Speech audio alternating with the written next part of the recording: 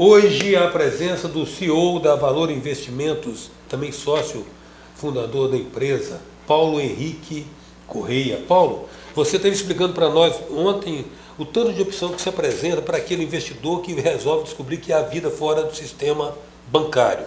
Inclusive, se ele levar o dinheirinho dele para fora do sistema, ele tem opções que podem ser mais rentáveis e tão seguras. Não é isso? Verdade. Existe hoje um mercado muito latente, que é o mercado de 95%, cara. de criptomoedas. Tem que tirar esse dinheiro dos bancos, cara. Sério. 95%. Esses caras já travaram desde Pedro Alves Cabral, esses caras estão segurando esse dinheiro todo, não financia a produção. Aí o sujeito precisa de um capital de giro para usar a expressão do interior, tem que deixar as cuecas lá. Né? Cara, então, agora eu quero falar com você sobre a disruptura chega no seu mercado também, né? Você falou de PicPay, do acesso ao pequeno e a pessoa mais comum de ter acesso, que não tem acesso ao mercado bancário, poder utilizar recursos de meio de pagamento. Mas nós temos aí um desafio que se coloca como uma inovação absolutamente disruptiva, que é a questão da criptomoeda. Verdade. Né? A moeda é um meio de pagamento, né? Que a gente estava não é da convenção, né? Exatamente. Não é da convenção. Exatamente. A gente anteriormente tinha um padrão ouro, que a moeda de fato tinha algum lastro. E ela em Forte Knox trocava. Exatamente. Dava o papel, pegava uma quantidade de ouro, exatamente. Isso acabou já há muitos anos. Então, de fato, a moeda é uma nota, é um título de crédito, é uma questão de fidúcia, né? Como as pessoas chamam. De confiança. Então, para ela ter valor, ela precisa ter facilidade como meio de troca. Né? Convertibilidade, perfeito. E o que acontece é que, de fato, o sistema de blockchain é algo onde você consegue, com muita segurança, registrar as transações e certificar que aquilo é verdade, é verídica. Né?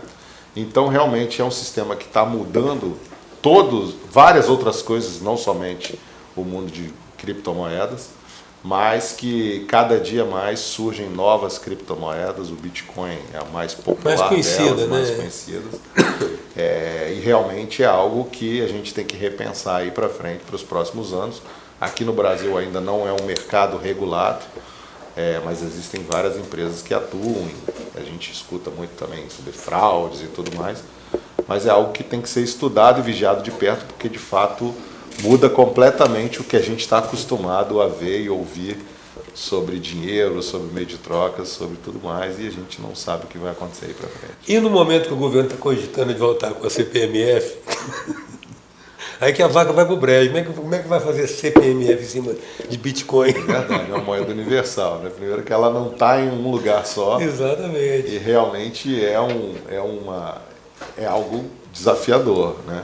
Eu até às vezes me pergunto, e discutindo com algumas pessoas, será que o Bitcoin vai ser a moeda do mundo? Porque, como você falou, primeiro a moeda, para ela ter valor, ela tem que ter convertibilidade, ela tem que ser aceita. Tem que ter curso. Será que não vai existir uma ação coordenada dos bancos centrais, dado que a gente sabe que com o Bitcoin hoje você circula muito dinheiro sujo, vamos chamar, Sim. de arma, de terrorismo, lavagem, de droga e tudo mais, de corrupção, né? E acaba circulando nesse mercado. Então, sei lá, por que não vão criar, de repente, uma moeda usando o padrão blockchain, lógico, de segurança e tudo mais, mas que seja uma moeda mais compliant, vamos dizer assim, né? Que tenha mais controlada e que, de fato, você consiga ter um controle um pouco maior das autoridades monetárias, de uma forma geral. Então, essas são as dúvidas, as interrogações que se colocam no longo do caminho, porque é verdade que essa mudança está sendo muito rápida. Paulo, o que eu acho interessante é o seguinte, nós temos duas discussões para serem feitas ainda que, pelo menos as lideranças nossas, né, o papel dos líderes na sociedade é meio que antever o futuro, né, e já antecipar algumas mudanças que certamente estão em cursos. É entender realmente essa natureza da moeda, que é um registro escritural. Exato. Só isso, a moeda se resume a um lançamento escritural. É um débito e um crédito. É igual o antigo sistema de contabilidade de partidas dobrada. Exato. Se existir um crédito, tem que existir um débito. Né? Se você tem um sistema que assegure a integridade, a inviolabilidade desse registro, a moeda está aí, né? Verdade. Né? Inclusive, a gente já vê vários bancos, principalmente no exterior, desenvolvendo e testando algumas moedas virtuais e até rodando sistemas em cima da tecnologia blockchain. Então, acho que é um caminho sem volta, de fato. Vamos ver os próximos capítulos disso. Eu tenho uns amigos aqui que têm cartórios, eles estão sabendo que já estão a bordo do Titanic. Perfeito. Não, cartório, qual o sentido de ter cartório? Para chancelar. Para chancelar, para reconhecer a fidedignidade, né? Exatamente. Agora, você falou a respeito da Bitcoin. A Bitcoin realmente ela tem um mérito de ter popularizado o conceito da criptomoeda, né? Mas certamente não vai ficar nela. Eu vi agora que o Facebook vai lançar também. Perfeito. Desde que você tenha o princípio da confiabilidade. Exatamente. Né? Exatamente. Quer dizer, se um Facebook tem lastro para sustentar esses registros. Perfeito, exatamente. É algo questionável, assim. A gente não sabe o que vai acontecer. A gente não sabe, a gente está surfando uma onda que não sabe onde ela poca. E isso no mercado financeiro você tem que estar também antenado, né? Sem dúvida. A gente tem que estar sempre se antecipando a esses movimentos. A própria corretora da qual a gente é sócio, ela montou uma exchange, que eles chamam, né? Isso. Uma empresa, uma corretora de criptomoedas, justamente já vislumbrando qual seria esse próximo movimento. É algo que ainda não dá resultado, é secundário no negócio, mas de fato já colocamos o pezinho lá para entender como é que funciona. Extremamente salutar. Certamente esse mercado daqui a pouco vai ser regulado, vão existir regras, vão ter compliance, vai ter como funciona o mercado hoje financeiro regulado, vamos dizer assim. Então daqui a pouco isso vai estar cada vez mais comum e popular. Paulo, e com relação a câmbio, vocês operam com câmbio também? Operamos. Vocês operam com as incertezas, as instabilidades, porque o câmbio é uma coisa assim que antigamente a paridade de poder de troca das moedas era dada pela relação de exportação e importação. Depois isso acabou. Perfeito. Né? Então o câmbio é o quê? O câmbio é o humor do mercado, né? Exatamente, é fluxo, né? Fluxo, principalmente. Né? Mais comprador, mais vendedor acabam fazendo com que as cotações variem bastante. A gente opera câmbio, principalmente para operações de empresa, de remessas, de liquidações de seus compromissos, pessoas físicas também que querem enviar recurso, receber recurso do exterior. E também tem alguns fundos específicos, principalmente fundos multimercados, que operam câmbio mais no direcional, né, pensando em ter valorização com os movimentos que a moeda, ter rentabilidade com a valorização ou desvalorização que as moedas fazem, né? Euro contra dólar, real contra dólar australiano, tem vários fundos que fazem estratégias para tentar rentabilizar seus recursos. A presença hoje é de Paulo Henrique Correia, CEO da Valor Investimentos. Voltamos já.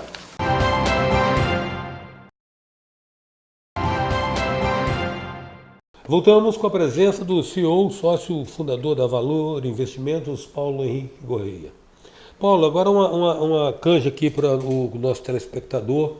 Nada que substitua a entrevista pessoal lá na Valor. Vamos dizer que o cara tem aí um valor aí, tem uma poupançazinha, uma provisão, e não quer exatamente poupança, porque ele sabe que é a pior remuneração que tem. Né? E, exceto pelo mito da segurança, a poupança é pouco justificável que alguém faça posição em poupança. Vamos dizer que o cara tem uma pequena reserva de valor, fosse lá, o que você... Vamos dizer, o cara médio, o cara que nem é ousado demais, nem é conservador demais. Como é que você formaria a receita da carteira dele? Primeiro, justamente entender os objetivos que ele tem com aqueles recursos. Não é uma provisão para prever eventualidades futuras. Exatamente. É para aposentadoria, é para um planejamento de umas férias daqui a 2 anos, seria para um casamento, enfim, né, para a compra do imóvel. Por quê? Como a gente falou, a gente tem 3 variáveis que impactam muito os investimentos. A questão de liquidez, rentabilidade e de risco. Então, a gente sempre, entendendo o perfil de risco que o cliente quer correr, os objetivos que ele tem com aqueles recursos, a gente pode montar um portfólio diversificado, com várias classes de ativos. Certamente, se for um investimento de mais longo prazo, você pode ter, de repente, uma parcela maior de renda variável, dado que você não está tendo uma expectativa de ter rentabilidade nos próximos 6 meses, 12 meses, por exemplo. Sim. Se ele tiver, lógico, perfil de risco de ter ativos de renda variável na sua carteira, isso tem que sempre ser respeitado. E também sempre olhando as questões macroeconômicas, porque a gente tem redução de juros, aumento de juros, mudança, aumento de inflação, conjunturais que acabam impactando na escolha desses ativos. Mas vamos dizer, um cidadão comum que tem uma reserva, um recurso olhando uma janela de tempo de 2, 3 anos para frente, eu, de repente colocaria algo 40%, 50% em renda fixa, e renda fixa a gente pode colocar em crédito privado, em emissões bancárias e até mesmo fundos de investimento de renda fixa.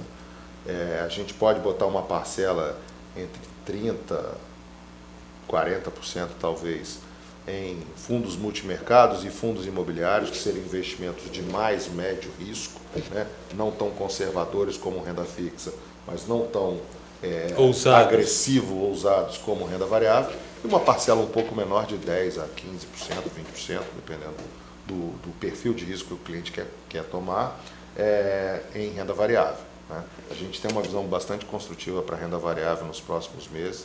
De fato, se a gente tiver um ciclo de inflação baixa e juros baixos, a gente pode ter uma melhora da economia, as empresas que estão listadas em bolsas podem apresentar resultados maiores e, de fato, o investidor que comprou essas ações pode ganhar tanto na valorização desses papéis quanto na distribuição de lucro, que é a distribuição de dividendos dessas empresas.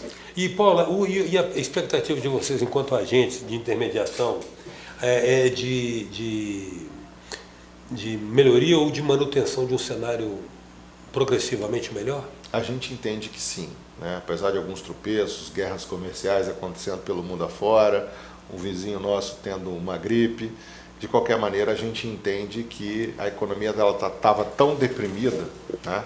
E que, de fato, se a gente tiver um ambiente de uma agenda positiva que estimule o empreendedorismo, que facilite a vida dos empresários, atraia capital externo para investir no Brasil, a gente tem oportunidades gigantes no setor de infraestrutura, a gente acha que a gente pode ter um ciclo muito positivo para frente, e certamente investimentos com um pouco mais de risco acabam sendo beneficiados nesse cenário. E digamos assim, a previsibilidade também e uma certa prevenção contra fatos, como a gente diria, fatos, às vezes quebra de contratos, né? Quebra de contratos. O que o investidor né? estrangeiro, principalmente, ele quer é previsibilidade.